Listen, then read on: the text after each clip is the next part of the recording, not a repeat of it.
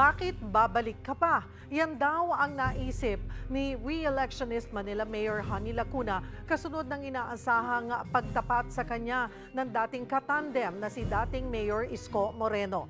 Para sa update, magbabalita live mula sa Maynila, si Mobile Journal, Julie Baiza. Julie.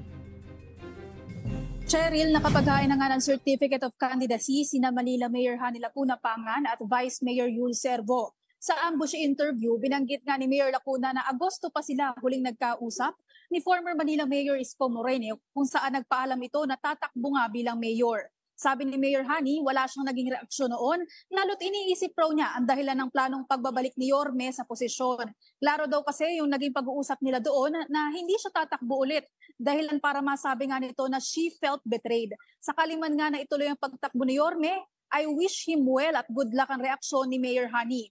Pero kung siya daw ang tatanungin, confident siya na mananalo sa pagkaalkalde. Marami pa raw kasi siyang plano sa Maynila at ipagpapatuloy yung mga nagsimulang proyekto. Sa ngayon, wala pang ang konfirmasyon, Cheryl, mula kay Yorme kung maghahain ito ng COC para muling pamunuan ng Maynila.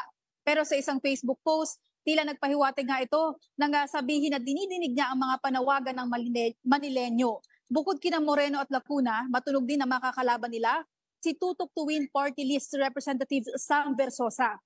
Walang running mate si Versosa na magpapile ng COC sa darating na October 5.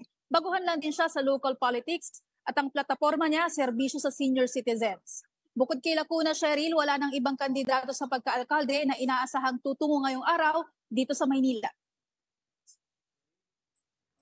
Maraming salamat, Mobile Journal, Julie Baiza.